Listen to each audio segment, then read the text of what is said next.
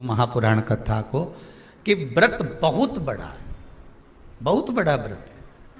तो उसको छोटा करने का भी तो तरीका शास्त्रों में कहा गया है। गुरुजी, हरतालिका तीज का व्रत इतना भारी होता है, करवा चौथ का व्रत इतना भारी होता है, तीज का व्रत इतना भारी होता है कि हम कुछ भी नहीं खाते, यहां तक कि मुख में जल भी आता है ना तो उसको भी हम निगल नहीं सकते। अब इतना भारी व्रत, और शास्त्र कहता है कि हरतालिका तीज का उद्यापन तो पहले होता ही नहीं, एकादशी का तो हो जाता, और यहां तो हरतालिका तीज का, अब एकादशी का तो आप 26 एकादशी जब आपकी पूरी हो जाए, 3 वर्ष बाद अधिक मास आ जाए, 26 पूरी एकादशी का व्रत करो, तुम 11 पे करो, तुम्हारी मर्जी पड़े, 26 एकादशी पर जब व्रत करोगे तो ये आपके ऊपर है, 26 पर करो। पर हरतालिका तीज का जो व्रत है इसका उद्यापन तो ना तो पहले होए, और इसका उद्यापन ना 13 वर्ष के पहले होए, इसका उद्यापन तो जब तक कन्या हो, चाहे स्त्री हो, चाहे नारी हो, चाहे पुरुष हो, हरतालिका तीज का अगर उसको उद्यापन करना है तो 13 वर्ष तक तो आपको व्रत करना ही पड़ेगा, उसके बाद ही इसका उद्यापन होता है। नहीं तो कहीं कहीं की माताएं तो बड़ी होशियार सोच के बैठी थी कि आपकी साल उद्यापन कर, तो 13 वर्ष अगर आपके हो गए व्रत करते करते हरतालिका तीज का, हरतालिका तीज जानते हो ना, 13 वर्ष अगर आपके हो गए भगवान की भक्ति को धारण करते करते, 13 वर्ष अगर आपके हो गए हैं भगवती स्मरण करते करते, उसके बाद में आप बड़े प्रेम से, बड़े आनंद से आप व्रत का उद्यापन करो, कोई मना नहीं। पर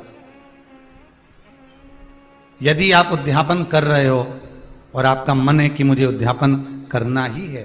तो 13 वर्ष तक जिस भाव से आप भगवान का व्रत कर रहे हो, साधना कर रहे हो, स्मरण कर रहे हो, उसी भाव से आप उसको करें। गणेश चतुर्थी के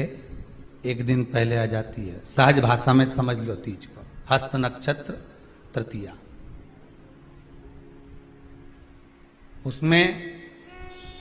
सबसे ज्यादा जरूरी है हरतालिका तीज का पूजन अगर आप कर रहे हो, और हरतालिका तीज का अगर आप स्मरण कर रहे हो, तो उसमें सबसे ज्यादा अगर कोई जरूरी है तो शंकर भगवान जहां विराजमान होते हैं उनके ऊपर उनकी 5 कन्याओं का होना जरूरी है। मतलब ऊपर फुलेरा बंधना जरूरी। फुलेरा का मतलब जानते हो, एक जैसे शंकर भगवान नीचे विराजमान है और ऊपर जो जलाधारी बनती है ना, तो जलाधारी की जगह पर शंकर भगवान की हरतालिका तीज के दिन जब नारियां पूजन करती हैं, माताएं पूजन करती हैं, कन्याएं पूजन करती हैं, तो उस पर जलाधारी की जगह फुलेरा बनता है, मतलब फूल की मालाएं उसमें लटका दी जाती है। अब कितनी माला लटकाना चाहिए, प्रयास करना चाहिए कम से कम 5 माला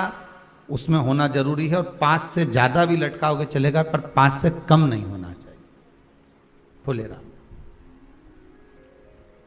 5 कौन कौन है ये? जया, विषहरा, सामरीवारी, दौतली, देव, शंकर भगवान की 5 बेटी है। इससे अधिक अगर आप लटका रहे हो तो शंकर भगवान की और भी बेटियों का व्याख्यान है, मनसा है, अशोक सुंदरी है, ये शंकर भगवान की पुत्रियां, नर्मदा जी का स्मरण आ जाता है, नर्मदा है, तो ऐसा बेटियों का तो आप ज्यादा लटकाओगे चले जाएगा, पर कम नहीं। जैसे हरतालिका तीज का जो उद्यापन होता है, उद्यापन में एक सबसे मुख्य चीज क्या होती है कि जो भी आप वस्तु दान दे रहे हैं, जो भी आप वस्तु समर्पित कर रहे हैं, हरतालिका तीज के उद्यापन में जो भी सामग्री आप दे रहे हैं वो 5 होना चाहिए। जैसे फुलेरा का वर्णन किया कि फुलेरा 5 माला से ज्यादा होगा चलेगा, पर 5 से कम, अधिकता में।